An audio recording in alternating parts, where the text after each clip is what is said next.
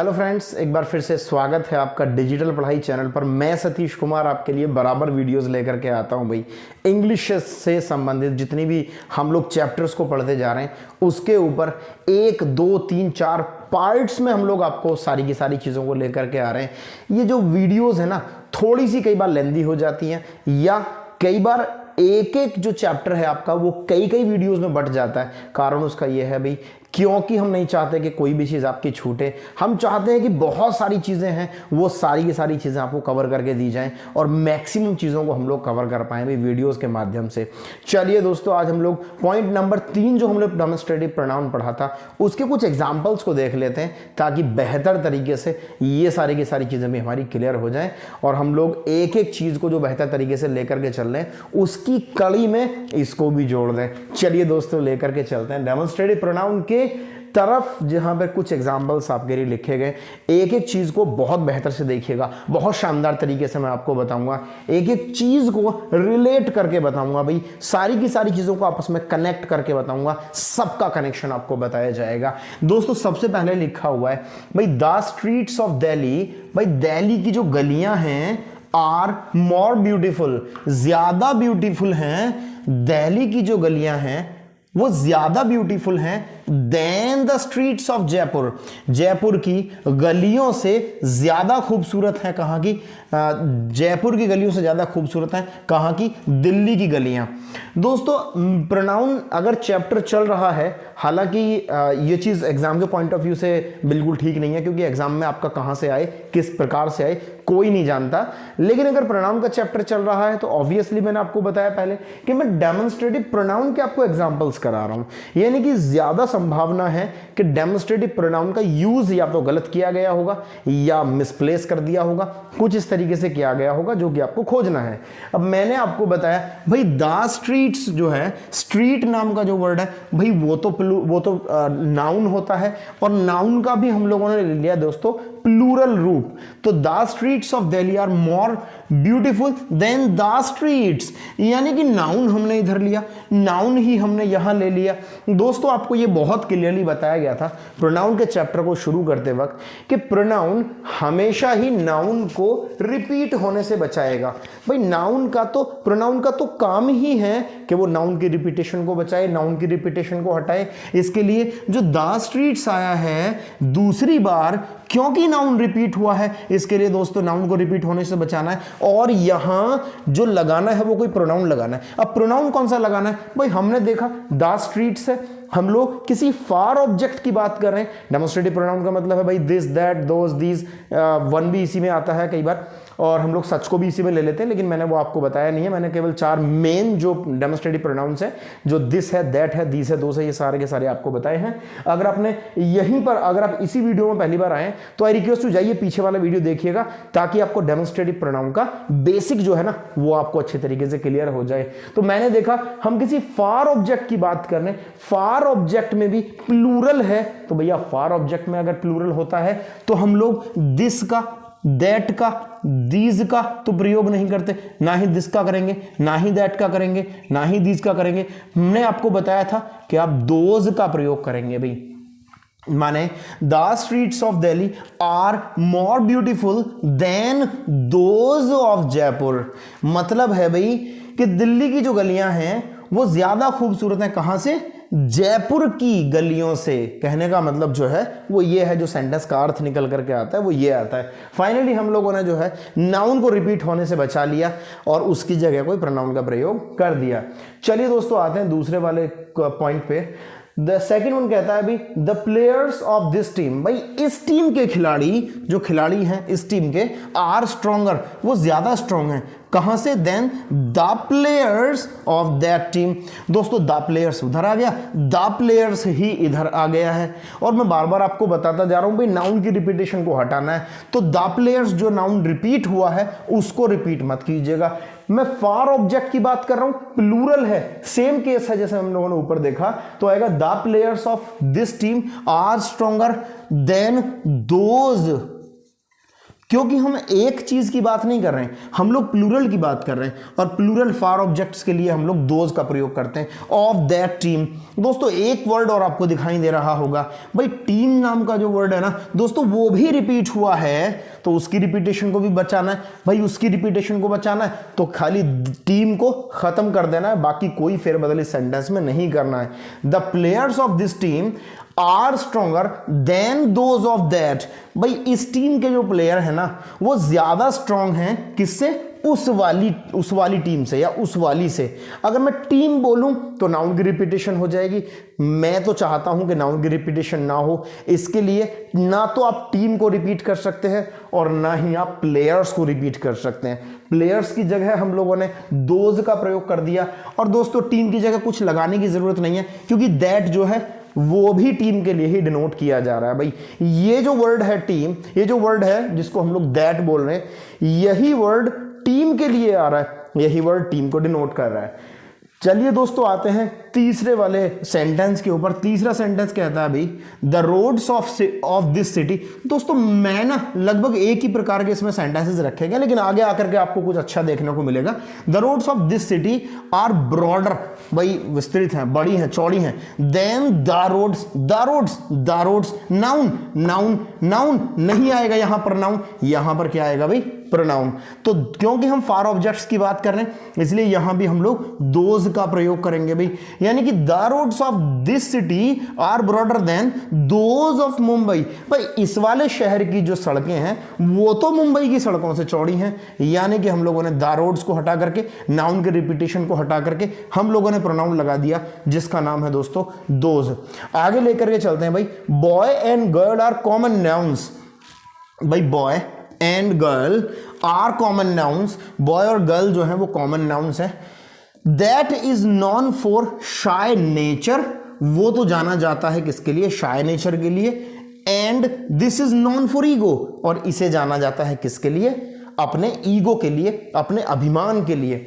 दोस्तों जब मैं इस तरीके के सेंटेंसेस में की बात करता हूं ना, बहुत ध्यान से सुनिए, क्योंकि यहां पर एक नया चीज आपको सीखने को मिलने वाला है, एक नई चीज आपके सामने आई है। जब मैं इस प्रकार से बात करता हूं दो ऑब्जेक्ट्स की, दो नाउन्स की, जब हम लोग बात करते हैं तो जैसे ही हम सेंटेंस को आगे लेकर के जाते हैं और सेंटेंस में कहीं अगर उन नाउन की रिपीटेशन को बचाना है तो दोस्तों पहले ना हम नियर ऑब्जेक्ट की बात करते हैं। माने boy and girl are common nouns, that नहीं आएगा क्योंकि मैं नियर ऑब्जेक्ट की बात कर रहा हूं, लड़की की बात कर रहा हूं।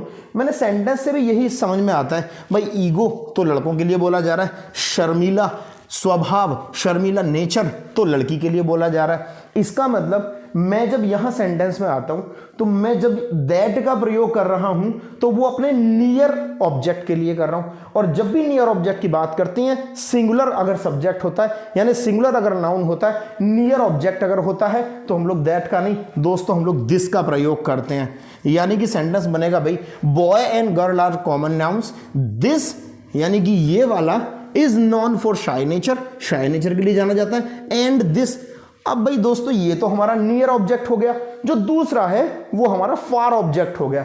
फार ऑब्जेक्ट भी सिंगुलर फॉर्म में है तो उसका प्रोनाउन भी तो सिंगुलर फॉर्म में होना चाहिए, यानी कि दिस ना लगा करके, क्योंकि लड़की के लिए दिस ऑलरेडी आ चुका है, नियर ऑब्जेक्ट की हम लोगों ने बात की है।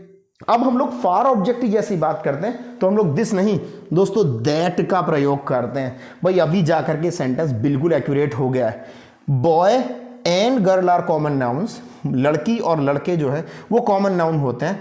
दिस यानी कि ये वाला is known for shy nature, shy nature के लिए जाना जाता है। और वो वाला क्योंकि ये तो मेरे नियर ऑब्जेक्ट है और वो मेरा फार ऑब्जेक्ट मान करके मैं बात कर रहा हूं। And that is known for ego, और वो वाला जो है वो ईगो के लिए जाना जाता है। चलिए दोस्तों आते हैं नेक्स्ट पे। Books and pens are essential parts of our school life. भाई बुक्स और जो पेन्स हैं वो इसेंशियल पार्ट्स हैं, जरूरी हिस्से हैं ऑफ आवर स्कूल लाइफ। हमारी स्कूल लाइफ जो है उसके लिए बुक्स और पेन्स प्राथमिक पार्ट्स है, प्राथमिक हिस्से हैं। दोज, अब भाई यहां भी सीधा सा वही केस आ रहा है दोस्तों। जब मैं सेंटेंस में आगे बढ़ रहा हूं तो मैं जब भी बात करूंगा मैं पहले नियरेस्ट ऑब्जेक्ट की बात करूंगा, यानी कि मैं पहले पेन्स की बात करूंगा, उसके बाद में मैं बुक्स की बात करूंगा। और जब मैं पेन्स की बात करता हूं, चूंकि ये मेरा नियरेस्ट ऑब्जेक्ट है, चूंकि ये प्लूरल है, इसके लिए, इस प्लूरल नाउन के लिए तो प्लूरल ही प्रोनाउन प्रयोग होना चाहिए, जो कि दोज इस्तेमाल हुआ है। दोज हालांकि प्लूरल है, लेकिन क्या ये नियरेस्ट ऑब्जेक्ट के लिए प्रयोग किया जाता है? दोस्तों जो मैं नियरेस्ट बता रहा हूं, फार ऑब्जेक्ट बता रहा हूं, नियर ऑब्जेक्ट बता रहा हूं, ये अगर आपको समझ में नहीं आ रहा है ना, तो फिर से मैं आपको एक बात बोल रहा हूं, डेमोन्स्ट्रेटिव प्रोनाउन के ऊपर जो सबसे पहला वीडियो दिया गया है ना आपको, यानी इस वीडियो से सही पहले का जो वीडियो है ना दोस्तों, उसको जाकर के देखिएगा। आपको एक एक चीज बहुत बेहतर से क्लियर होने वाली है दोस्तों, क्योंकि वहां मैंने दिस, दैट, दीज और दोज को बहुत खोल करके बताया गया है, बहुत ही खोल करके मैंने आपको समझाया हुआ है। भाई books and pens are essential parts of our school life. Those जब मैं बात कर रहा हूं तो मैं फार ऑब्जेक्ट की बात नहीं कर रहा हूं, मैं नियर ऑब्जेक्ट की बात कर रहा हूं, यानी कि मैं पेन्स की बात कर रहा हूं। और पेन्स चूंकि नाउन है और प्लूरल नाउन है, तो प्लूरल नाउन के लिए नियर ऑब्जेक्ट में हम लोग दोज नहीं दोस्तों दीज का प्रयोग करते हैं हम लोग तो, इसलिए THESE होना चाहिए भाई दोस्तों। ये तो दीज हो गया। आर यूज्ड टू राइट, भाई पेन है, राइट के काम आता है, लिखने के काम आता है। यहां से भी हम लोगों को पता लग गया कि भाई नियरेस्ट ऑब्जेक्ट की बात चल रही है, जो भी हमारा नियर ऑब्जेक्ट है उसकी बात चल रही है। And these are used to write. अब जब हम दूसरी चीज की बात करते हैं तो दूसरी चीज नियर ऑब्जेक्ट नहीं है, दूसरी चीज हमारा फार ऑब्जेक्ट है। और जैसे ही वो फार ऑब्जेक्ट की हम लोग बात करते हैं तो यहां दीज नहीं दोस्तों, यहां दोज आना चाहिए, क्योंकि फार है तो या तो दैट आ सकता है या दोज आ सकता है। अब दैट तो तभी आएगा जब ऑब्जेक्ट सिंगुलर होगा, और दोज तब आएगा जब ऑब्जेक्ट प्लूरल होगा। तो अब ये बुक, ये सबसे पहला जो सेंटेंस का वर्ड है उस पर निर्भर करेगा कि दैट आना चाहिए या दोज आना चाहिए। बुक्स है, चूंकि प्लूरल है, इसके लिए भाई प्लूरल ऑब्जेक्ट आना चाहिए, क्योंकि अगर वहां बुक होता तो यहां दैट का भी हम लोग प्रयोग कर सकते थे। चूंकि वहां बुक्स है, प्लूरल ऑब्जेक्ट है, इसलिए यहां प्लूरल ही प्रोनाउन का प्रयोग किया जाएगा। नेक्स्ट दोस्तों, the boys of this campus, इस कैंपस के बॉयज प्ले बेटर, भाई बेहतर खेलते हैं, than the boys of that. दोस्तों रिपीटेशन हो रही है किसी नाउन की, और वो नाउन है द बॉयज। द बॉयज नहीं होना चाहिए, नहीं होना चाहिए दोस्तों। फार ऑब्जेक्ट की बात कर रहे हैं तो the boys of this campus play better than those of that. उस वाले कैंपस के लड़कों से बेहतर खेलते हैं भाई इस वाले कैंपस के लड़के। कैंपस के लिए यहां रिपीटेशन ना हो करके दोस्तों दैट का प्रयोग हुआ है। इसी प्रकार से नाउन यहां दोबारा ना आए, नाउन यहां रिपीट ना हो। कैंपस के लिए तो हम लोगों ने दैट लगा दिया, और बॉयज के लिए हम लोगों को लगाना पड़ेगा भाई दोज, क्योंकि बॉयज जो है वो प्लूरल नाउन की फॉर्म में है, तो उसका जो प्रोनाउन होना चाहिए दोस्तों वो भी प्लूरल ही होना चाहिए। जैसे कि हम लोगों ने यहां द बॉयज के लिए दोज का प्रयोग कर दिया है। भाई एक क्वेश्चन आपके दिमाग में आ सकता है, सर हम यहां दीज का प्रयोग नहीं कर सकते दोज को हटा करके? दोस्तों मैं यहां अगर मैं नियर ऑब्जेक्ट की बात करता तो मैं दीज का प्रयोग आराम से कर सकता हूं, भाई किसी भी प्रकार की कोई प्रॉब्लम नहीं है। लेकिन मैं नियर ऑब्जेक्ट की बात नहीं कर रहा हूं, मैं नियर ऑब्जेक्ट की बात नहीं कर रहा हूं भाई, मैं फार ऑब्जेक्ट की बात कर रहा हूं। और फार ऑब्जेक्ट के लिए ना ही तो दीज आएगा और ना ही दिस आएगा। प्लूरल होगा तो दोज आएगा, और सिंगुलर होगा तो दोस्तों दैट आएगा फार ऑब्जेक्ट के लिए। मैंने पिछले वीडियो में आपको बता दिया है। नेक्स्ट देखते हैं, milk and coffee are drinkable substances. भाई कॉफी और मिल्क, दूध और कॉफी पीने योग्य पदार्थ हैं। That is famous in Europe while this is famous in India. भाई जब मैंने सेंटेंस नंबर 4 की मैं बात कर रहा हूं, सेंटेंस नंबर 4, 1 2 3 4 5 6 7, सेंटेंस नंबर 4 की जब मैंने आपसे बात की थी तो मैंने आपको बताया था जब आप सेंटेंस को आगे लेकर के चलते हैं तो जब भी यहां प्रोनाउन आएगा तो पहले वो नियर ऑब्जेक्ट वाला आएगा, उसके बाद में फार ऑब्जेक्ट वाला आएगा। तो सबसे पहले मैं देख लेता हूं कॉफी के लिए होना चाहिए, यानी कि milk and coffee are drinkable substances, that नहीं आएगा। मैं नियर ऑब्जेक्ट की बात कर रहा हूं, तो दोस्तों नियर ऑब्जेक्ट सिंगुलर के लिए तो हम लोग दिस का प्रयोग करेंगे, is famous in Europe, while अब हम लोग फार ऑब्जेक्ट की बात कर रहे हैं। हम लोग अभी कॉफी की बात नहीं कर रहे हैं, अभी दूध की बात कर रहे हैं। नियर का तो हम लोगों ने कंप्लीट कर दिया दोस्तों, फार का कंप्लीट करना बाकी है। फार है, सिंगुलर है, ना ही तो दिस आएगा ना ही दीज आएगा। फार है, सिंगुलर है, तो या तो उसमें, या तो नहीं, एक ही वर्ड आएगा और वो है दैट। अगर प्लूरल होता तो दोज का भी ऑप्शन हमारे पास खुला हुआ होता है, लेकिन फिलहाल हमारे पास में केवल एक ही वर्ड आएगा और वो है दैट। यानी कि सेंटेंस बनता है milk and coffee are drinkable substances, this जो हमने यहां पे लिखा हुआ है, this is famous in Europe while that is famous in India.